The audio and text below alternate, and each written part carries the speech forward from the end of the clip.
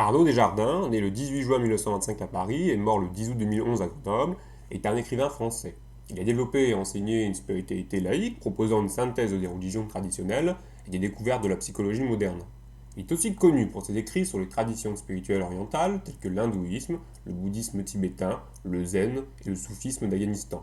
En tant que réalisateur à l'ORTF de 1952 à 1974, il est auteur de documents télévisés, précurseurs en France, sur ces traditions spirituelles. Disciple de Swami Pramanand et adepte de l'Akhyama Yoga que ce dernier a créé, il s'est fait le relais de cet enseignement spirituel en France depuis le début des années 1970. La spiritualité qu'Arnaud Desjardins a développée est transmise dans ses livres et enseignée dans des lieux d'accueil qui se veulent laïques.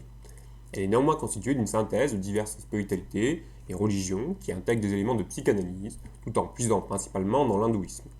Axée sur la non-dualité, cette spiritualité vise à se libérer de l'ego pour atteindre la libération, soit un état de paix supprimant toute souffrance. Revenons maintenant sur l'histoire familiale, biographique d'Arnaud Desjardins. Il est le fils de Jacques Guérin Desjardins, originaire de Normandie, et d'Antoinette Nègre, originaire de Nîmes. Protestant engagé, il est né de 3 enfants, un frère et une sœur. Son père, lieutenant à Verdun, croix de guerre avec citation, Légion d'honneur pour fait de guerre durant la Première Guerre mondiale, capitaine en 1940 et à nouveau croix de guerre durant la Seconde Guerre mondiale, pendant laquelle il aide des juifs à échapper aux rafles, est très engagé dans le développement du mouvement scout. Il fut même en relation directe avec Robert Baden-Powell.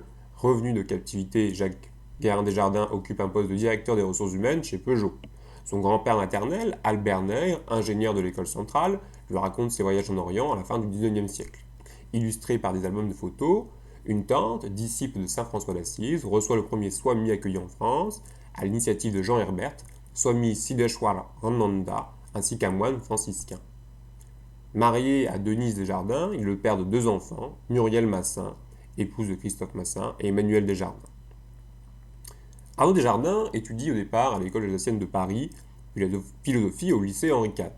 Après le baccalauréat, il entre à l'université en droit et pour un temps à l'école nationale de la France d'outre-mer. En 1941-1942, il veut devenir comédien. Ses parents lui offrent le cours Simon à la rentrée 1945, à condition qu'il finisse Sciences Po, où il est inscrit depuis 2 ans. Il suit les cours, mais ses parents n'approuvant pas, il abandonne cette orientation. Diplômé de Sciences Po, il travaille dans une banque, mais arrête après un an. Le réalisateur Jean de Marionna lui offre alors de tenter une expérience auprès de lui. En 1947, il occupe son premier deuxième emploi au Centre national d'information économique. En juillet 1948, il est embauché comme assistant réalisateur de Jean Géret et Jean-Louis Lévy Alvarez lui apprend le montage. En 1948, le frère de son ami Olivier Cambécédès l'introduit dans les groupes Godjef, patronnés par Jeanne de Salzmann. Arnaud Desjardins participe aux réunions sous la houlette de Bernard Lemaître à partir de mars 1949. Il est alors fiancé à une jeune fille de Mazamet. Mais en juillet 1949, il contracte la tuberculose et les fiançailles sont rompues à l'initiative du père de la jeune fille. Les pasteurs des 2 familles ne sont pas intervenus pour empêcher cela. Desjardins y voit l'immoralité dans la morale protestante et se détache de ce courant. Au sanatorium des étudiants de la Saint-Hilaire du Touvet, dans l'Isère, il lit René Guénon, Ramakrishna, Vivekananda, Romain Rolland, Jean Herbert. La lecture de Guénon est particulièrement décisive dans sa décision de trouver une lignée spirituelle et un maître.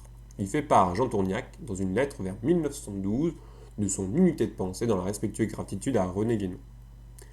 Fin 1949, Bernard Lemaître lui offre un fragment d'un enseignement inconnu de Plokhompansky portant sur l'enseignement de Georges Gurdjieff.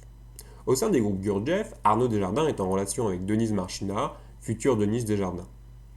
Juive d'origine algérienne, peintre et décoratrice, qu'il épousera le 25 octobre 1956, ils fréquenteront les groupes Gurdjieff jusqu'en 1965, année de leur rencontre avec Swami Pramanand.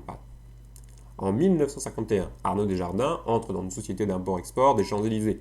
Il devient ensuite monteur stagiaire chez Pathé Cinéma, puis entre à la radiodiffusion française en 1952. Il est assistant de Stelio Lorenzi, puis de Marcel Bloual et de Claude Lourcet. Homologué réalisateur en 1956, Desjardins travaille avec Pierre Corval au service documentaire, rémunéré au cachet.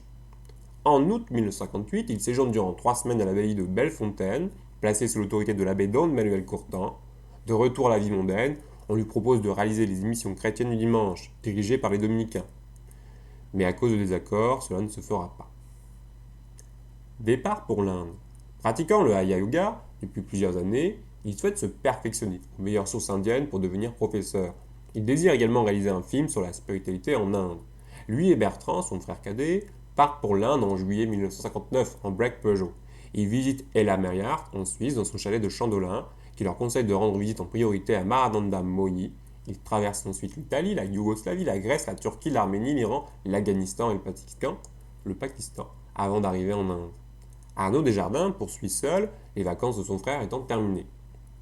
Il rencontre pour la première fois un autre Français, Daniel Romanoff, qui lui donnera l'adresse de Swami Pradhanpad une fois de retour en France, ainsi qu'Olivier Cambé-Cédès, Roland de Quatre-Barbes, Frédéric Leboyer, Colette Romanoff, etc. à Vrindavan.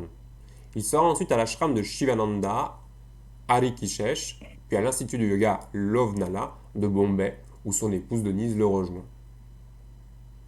Une rencontre est très particulièrement importante, celle de Mahananda Mohi. Arnaud et Denise Desjardins rencontrent Mahananda Mohi à Bénarès, Varanasi.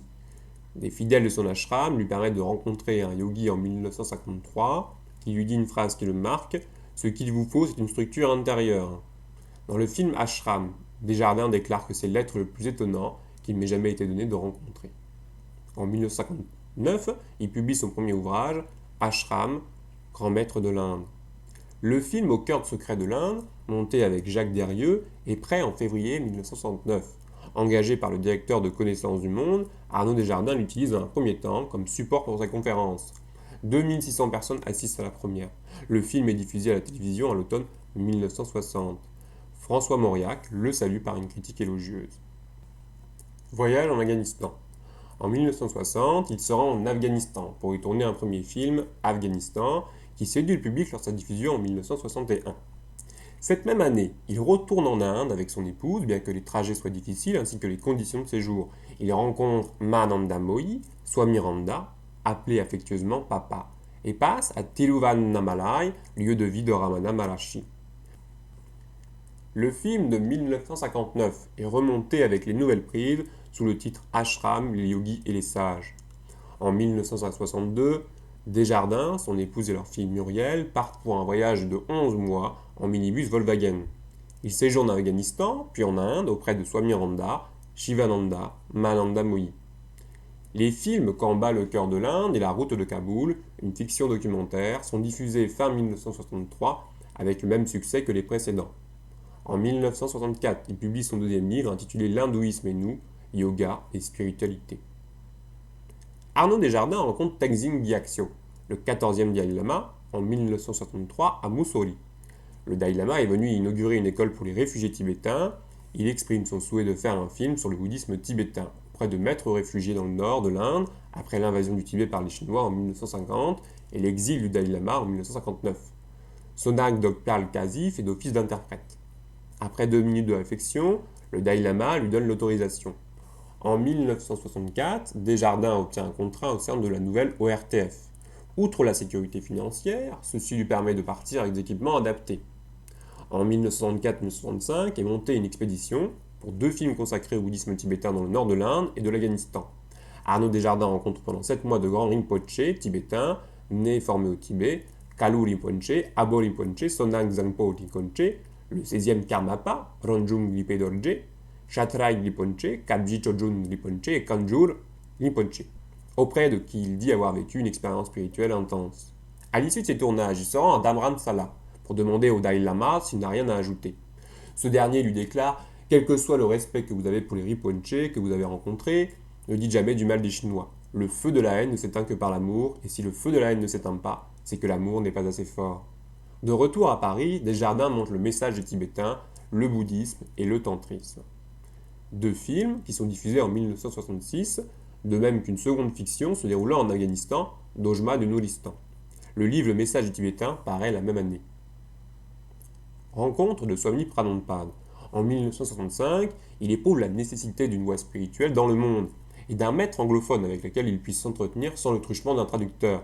Il se rend à Chana, près de Ranchi au Bengale, avec la bénédiction de Mahananda Mohi, pour rencontrer Swami Pradhanpad, d'où il a l'adresse depuis 6 ans. Son premier entretien avec Swami Pradhanpad, appelé familièrement par ses disciples Swamiji, le marque profondément.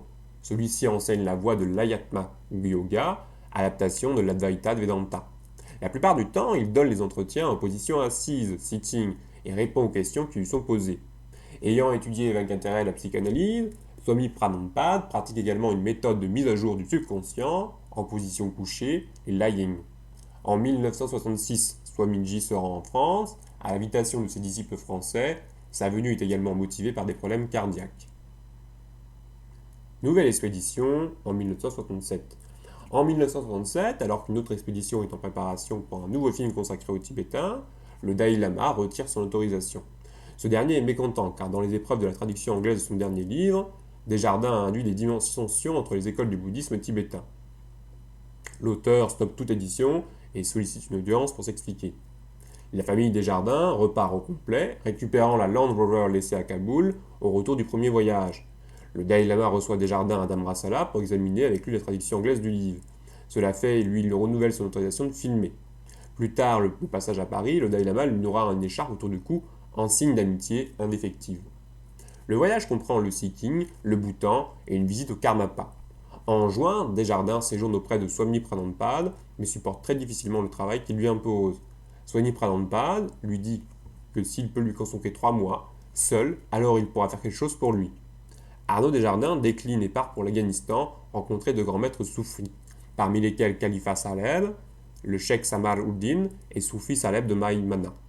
Ce dernier lui enjoint de retourner auprès de Swami Pranampada, ce qu'il fait pour une mise au jour du subconscient de 3 mois et demi. Alexandra David Néel. En 1963, le 14 Dalai Lama demande si la connaissance de la personne et de l'œuvre d'Alexandra David Néel. Cela le conduit à tenter d'entrer en contact avec l'exploratrice. L'occasion pour lui qui lui en sera donnée par une émission pour la deuxième chaîne de l'ORTF, l'invité du dimanche, consacré à Desjardins. Il choisit comme témoignage celui d'Alexandra David Néel, qu'il a lui-même filmé au cours d'une visite de 2 jours à Digne, où elle venait de fêter son centenaire. Il rencontre également, à cette occasion, Marie-Madeleine Perronnet. D'un long enregistrement, seules 12 minutes sont diffusées à l'antenne, où elle l'appelle « Cher camarade ». Tous deux sont membres de la Société des explorateurs français. Desjardins garde le souvenir de son humour et de son érudition en matière de bouddhisme. C'est le seul entretien qu'Alexandra David Néel ait jamais accordé. Bouddhisme zen. Taishen Nemaru, maître zen, chargé d'en promouvoir le développement en Europe, contacte Arnaud Desjardins après avoir vu ses films sur le bouddhisme tibétain. Il lui propose de s'intéresser aussi au bouddhisme au Japon. En 1970 et début 1971, Arnaud Desjardins tourne 2 films sur cette tradition, Zen, ici et maintenant, et Zen, partout et toujours, diffusés sur Antenne 2 en 1971. Taishen Deshimaru dit de Desjardins qu'il est son seul ami. En 1971, Desjardins vit un ultime effondrement libérateur lorsque Swami Pranampada lui dit en réponse à une de ses questions « Oui Arnaud, c'est être libre d'avoir ». Il finit par répondre « Oui d'accord ». En 1972, Swami Pranampada, qui lui avait dit qu'il ne le quitterait pas jusqu'à ce que vous teniez debout sur vos propres pieds, l'incite à s'engager dans la transmission. Arnaud, vous devez parler à 2 millions de personnes à la télévision, ou à 2000 dans une salle de conférence, ou à 2 dans votre demeure, et votre vraie nature est de témoigner et de donner. En 1974, Arnaud Desjardins refuse le poste d'encadrement qui lui proposait à la télévision, alors que sont diffusés ses derniers films, Soufi d'Afghanistan, Maître et disciple, et Au cœur des confréries. Arnaud Desjardins, son épouse, Denise et plusieurs bénévoles, ouvrent un centre de taille modeste et isolé près de Saint-Gervais d'Auvergne, dont il conserve le nom du lieu-dit, le Boost. Comme le lieu ne possède que 6 chambres, Desjardins veut décourager les candidatures. Le principe de financement est le don libre. Le Boost reçoit la visite de Dilgo Ginche Rinpoche et de Mathieu Ricard le 8 janvier 1976 et du 16e Karmapa, Ranjung Midje Dorje, en novembre 1977. En 1983, après que la santé de Desjardins a été temporairement atteinte par la suractivité liée à l'animation et à la gestion du centre, le Boost est fermé. C'est devenu d'ailleurs, depuis son achat en octobre 1983, le centre bouddhiste Jangpo Gundrun Ling. En 1983, son association s'installe à Fondizières, près d'Uzès dans le Gard. 16 visiteurs peuvent y être accueillis. Le système des séjours remplace celui des pensionnaires et invités. Denise Desjardins se retire. En 1986, Véronique Choiseler devient la compagne d'Arnaud Desjardins. Ils se marient en 1996. Ce lieu reçoit la visite de Mata Harintanandamai, Sheikh Khaled Ben Tounes, Jacques Casterman, Lee Lozowick, par le truchement de Yvan Amar et Gilles Farcet, ainsi que de grands lamas tibétains. Arnaud Desjardins y accueille Mata Aninaratamandamoyi, surnommé Ama, en 1991. En 1995, devant les demandes croissantes, l'association se transporte sur un domaine de 170 hectares à Hauteville, Saint-Laurent-du-Pape, en Ardèche, où elle réside toujours. L'île aux Oeuvix s'y rendait tous les ans pour les entretiens. De nombreuses personnalités y sont reçues, dont Chandra Swami, Mathieu Ricard, Lama Denis, Stéphane Jourdan. Arnaud Desjardins s'implique progressivement moins dans les activités journalières, suppléé par des collaborateurs, mais outre les méditations guidées et quelques entretiens journalistiques, radiophoniques ou télévisés. Il continue d'organiser des rencontres d'échange entre diverses traditions spirituelles, des entretiens au Québec et au Mexique, et de publier des livres sur les approches spirituelles qu'il enseigne. Outre Véronique Desjardins et Emmanuel Desjardins, ses collaborateurs les plus connus sont Éric Edelman, Alain Boyaude, André Rochette, Olivier Humbert, Daniel Morin et Gilles Farcet. Arnaud Desjardins meurt à Grenoble le 10 août 2011 vers 23 heures.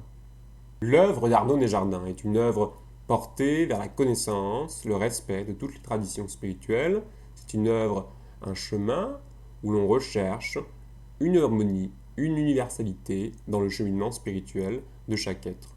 Aujourd'hui, on dirait les chemins du sacré. L'œuvre de sa vie a été celle, chaque fois, d'étendre ses recherches, sa capacité à informer aussi le grand public, l'ensemble des Français, des citoyens du monde, à connaître ces traditions, à les respecter et également à s'y engager. Son œuvre est marquée par la transformation de soi. C'est par soi que tout commence et que tout se termine.